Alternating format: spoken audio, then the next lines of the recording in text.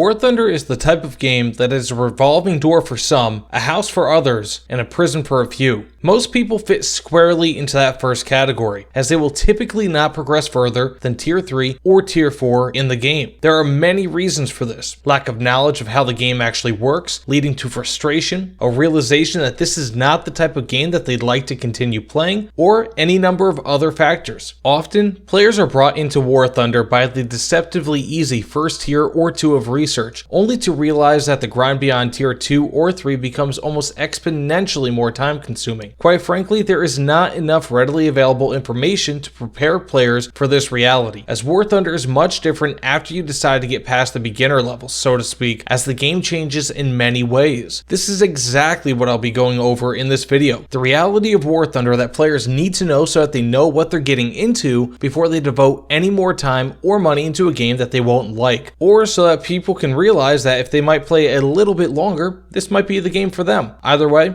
let's get into the video. So for the first harsh truth of War Thunder, there is a really long grind, and it is not easy. You probably will not get to play your favorite top tier vehicles for a very long time, unless of course you purchase a premium, which might make your grind a little bit easier, though still remaining very difficult. It's deceiving too, because it's quick to get to Tier 2 or even Tier 3 in a tech tree. You'll be playing with the famous Sherman and T-34 tanks before you know it, reaching their upgunned variants not long thereafter, or if you like to play the Germans, the Tiger tanks very quickly within game. Getting a little bit into each tech tree takes very little time, but getting up through Tier 5, but more so Tier 6 and beyond, is very difficult and time consuming. It may take hundreds of hours to reach a top vehicle in a tech tree, such as a Leopard 2A6 or the equivalent plane. It also takes longer when talking about denser tech trees to research up to the top, such as with the US, Russia, Germany, the UK, and even Japan, as there are more vehicles that you have to go through before you can get to the top. Of course, you don't have to research every vehicle in a tech tree, and these trees being that dense can be a blessing in disguise, as they allow you to better select your lineups and vehicles based on your specific playstyle. Regardless, more vehicles in a tech tree means, to a point, a longer grind. Premium account and vehicles will ease your suffering. I mean, they will ease the grind, but they will by no means be a cure-all, especially if you purchase a high-tier premium vehicle, as this can backfire, as I'll go over in just a second. Regardless, don't let War Thunder become a job because you want to drive a certain vehicle. Top-tier vehicles are the same as low-tier vehicles, as they are just all digital representations of real-life military equipment, with top-tier just being faster paced and necessitating much more skill than low-tier. That said, speaking of premiums and top-tier vehicles, if you buy your way to top-tier or anywhere even close, you will die in-game a lot. This doesn't matter if it's a squadron vehicle, a premium vehicle, or if for some reason you decided to use Golden Eagles to buy your way to the top of a regular tech tree. It will not be a fun experience once you get there. Even if you're looking to get to top tier as quickly as possible, take it from me. Take your time and learn the ropes through each VR bracket. Every tier plays differently, with each vehicle in each tier having its own playstyle. Going from reserve to top tier, or even something with a BR of 3.0 to a vehicle with 7.0 BR, can be a huge shock, and is not something that I've ever seen or heard of anyone doing well with. If you buy your way to the top, you'll be setting yourself up to waste a ton of money on this game, only to be frustrated early and then stop playing the game forever. Seriously, there is a statistic that states that most of the money that you'll spend on a game is within the first 2 weeks, and that about 70% of microtransactions in games are accounted for by only about 10% of users. Don't be one of those people in both of those categories. I've seen people with the Leopard 2PL by itself in their lineup in a top tier match, and upon looking at their stat card, they only have 1 or 2 kills with dozens of deaths over however many matches they've played. Same goes for the F5C, A5C, F4F early, T72 AV terms, XM1, or really any vehicle that you can purchase to bring yourself directly to high BR matches without learning the ropes first. For the third truth, not everyone cheats. You probably just aren't good. Get better. This speaks hugely to my previous point. If you get into high tier matches by spending your way to the top, die, and then complain about it, stating that your death must be the result of an enemy player cheating, then it's likely a skill issue on your part, or if nothing else, maybe it's just bad luck. In my many thousands of matches, tens of thousands of deaths, and near decade of playing War Thunder, being that I've been playing this game since before ground forces were even a thing in War Thunder, I can say that I've experienced cheaters maybe once or twice. If you're experiencing them every few matches and they all just so happen to be killing you, then maybe you just need to get good. For all the negative things that people can say about Gaijin, their cheating countermeasures are excellent and are one of the things that War Thunder can really hang its hat on. Fourth, premium account or premium vehicles may be necessary for some or most people, at least if you'd like to progress beyond tier 4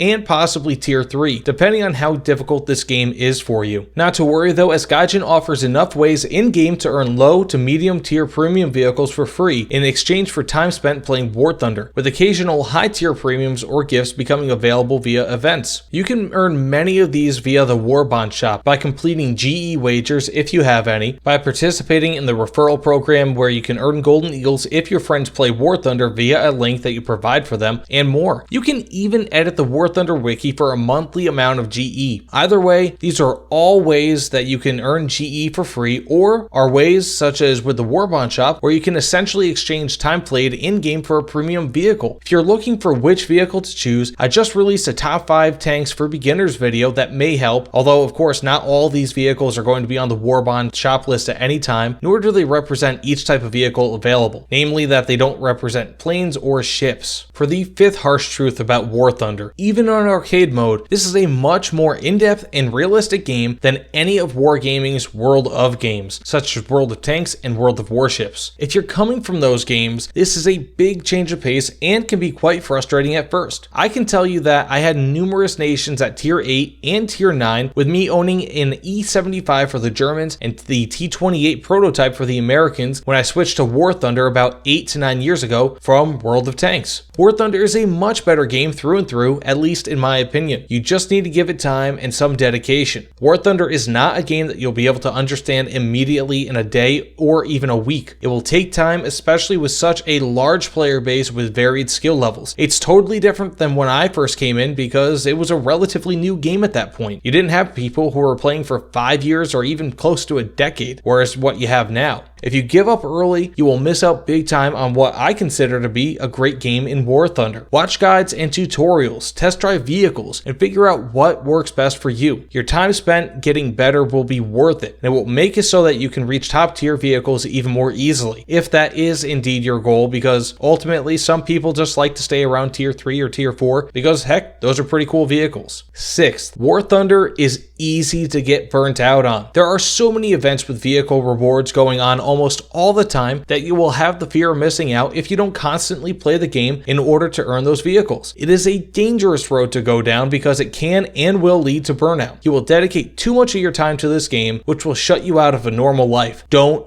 do that. Regular gaming is fine, but don't confine yourself to a virtual prison so that you can earn a digital tank that might sell for 60 Gaijin bucks after you put in dozens of hours of what is essentially work. Trust me guys, this will turn into a mental health issue if you let it get to that point. Don't let it get to that point. Also, to put it succinctly, the economy in War Thunder sucks. This kind of goes to the first point that I made and is something that is also reflected in real life, but I won't be getting into that. The economy in War Thunder, while not busted entirely, is difficult to navigate, as there are tons of things that can give and take silver lions, your currency, and RP, which is used to research vehicles. In short, if you like to play air battles and prefer bombers or certain fighters, but don't live long enough in matches to actually earn any SL or RP, you will lose huge chunks of money every time that you get into a match with that vehicle. This tends to affect aircraft more, but tanks and ships are not immune. For example, some tier 4 and tier 5 tanks in the French ground tech tree sit around 10,000 SL to repair every time they die, which will be difficult to make up unless you have premium vehicles running alongside them, or have a premium account. Again, this goes doubly so for aircraft, specifically bombers like the B-29, which cost over 45,000